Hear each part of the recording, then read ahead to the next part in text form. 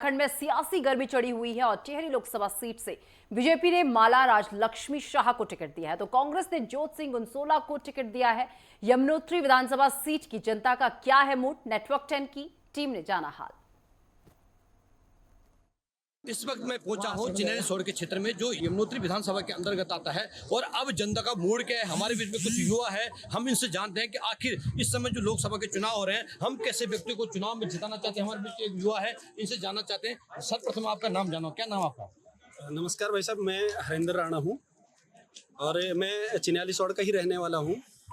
जैसे कि आजकल जो आप चुनावी माहौल देख रहे होंगे तो सबसे पहले तो मैं आपके चैनल के माध्यम से आपका धन्यवाद ज्ञापित करता हूं कि आपने हमें बोलने का मौका दिया। वैसे मैं कहना चाहता हूं, एक तो जो अभी अपने प्रदेश में जो 500 सीटों पे चुनाव हो रहा है और अपने देश में जो लोकसभा चुनाव चल रहा है, इसमें अगर हम बात करें केंद्र सरकार की तो केंद्र सरकार की जो तमाम योजनाएं हैं उसका जो गरीब तबके के व्यक्ति को भी जो उसका लाभ मिल रहा है, उसके लिए मैं केंद्र सरकार का धन्यवाद करता हूँ कि आप एक अंतिम छोर तक जो व्यक्ति है उसको, जैसे आपकी आयुष्मान योजना है उसका लोगों को लाभ मिल रहा है, आपकी अटल आवास योजना है, आपकी जो आवास योजना है उसका मिल रहा है, चाहे आपकी मुद्रा लोन, आजकल जो आप स्टार्टअप जो इस सरकार ने शुरू किया है, स्वरोजगार के लिए जो स्टार्टअप शुरू किया है, उसके लिए जो आजकल का जो युवा है वो सिर्फ एक नौकरी तक ही सीमित ना रहे।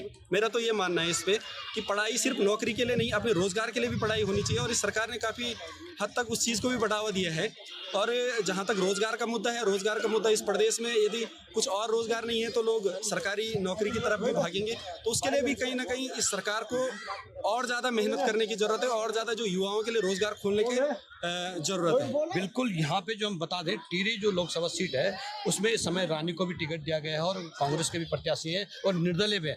आप कैसा प्रत्याशी चाहते हैं इस वक्त? अरे प्रधानमंत्री ने अच्छे काम किए हैं, वो सारी दुनिया जानती है, सब मानते हैं, मगर अभी आपको कैसा नेता चाहिए?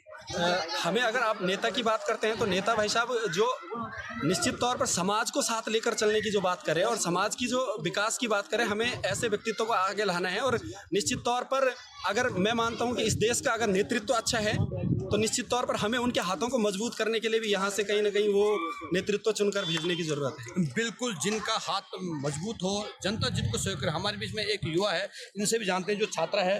आपको क्या लगता है कैसा नेता चाहिए आपको? मैं ऐसा नेता चाहिए जो मतलब हमारा विकास, महिलाओं को आगे बढ़ाए, लड़कियों को आगे बढ़ाए, मतलब हमें ऐसी चाहिए, विकास करने वाला चाहिए। जैसा कि आपको लगता है इस समय जो है महिला सीट दी गई है, भाजपा द्वारा महिला सीट दी गई, अभी जो हमने देखा निर्दलीय प्रत्याशी भी एक बॉबी पवार भी हैं और कांग्रेस के प्रत्याशी। अगर मैं टिहरी लोकसभा की बात करूंगा तो आपको कैसा नेता चाहिए? सौभाग्य की बात है कि महिलाओं को आगे रखा जा रहा है। उनको मतलब 5 सीट पे एक उनका मतलब एक ही महिला है जो उन्हें मतलब सीट दी गई है। तो प्रत्याशी मतलब युवा, जैसे बॉबी पवार जी है वो भी युवा है और मतलब ऐसा नहीं है वो, मतलब मैं जो रानी जी है वो भी अच्छी प्रत्याशी है, तो आशा करती हूँ मैं ज़्यादा उनके बारे में कुछ बोलूँगी। बिल्कुल बिल्कुल, निश्चित तौर पे हमारे बीच में और युवा भी हैं, इनसे जानते हैं कि टिहरी लोकसभा सीट में इस समय जो कौन सा प्रत्याशी होना चाहिए, कौन सा आपको क्या लगता है? आप युवा हैं, कैसा प्रत्याशी चाहिए आपको? देखिए, हमें अभी लोकसभा सीट से ऐसा प्रत्याशी चाहिए जो समाज कल्याण के लिए, युवाओं के कल्याण के लिए और इस देश के लिए और इस क्षेत्र के विकास के लिए काम कर सके, जो युवाओं के साथ हो, जो समाज के लिए अच्छा काम कर सके। देखिए, अभी विगत वर्ष में जो राजनीतिक पार्टी जो सरकार काम करी वो भी बहुत अच्छा है। आज उत्तराखंड का अंतिम गांव, जिसे अंतिम गांव नीतिमाणा कहा जाता था, आज उसे भारत सरकार द्वारा प्रथम गांव की मान्यता दी गई। और आज जो हमारे पहाड़ में हम 10 घंटे का सफर करते थे वो आज 5 घंटे में हो गया। तो कहीं ना कहीं ये सरकार अच्छी है और इस सरकार को समर्थन करना चाहिए युवाओं को। और युवाओं के लिए भी उत्तराखंड में बहुत बड़ा कानून जो सदियों से आज किया, बहुत सालों से नहीं आया था, और युवाओं के लिए नकद विरोधी कानून आया, चाहे CA आया, चाहे देश में बहुत ऐसे मतलब कि न्यू शिक्षा नीति आई, ऐसे बहुत ऐसे कानून आए जिससे कि मतलब कि अच्छा काम हुआ और देश को।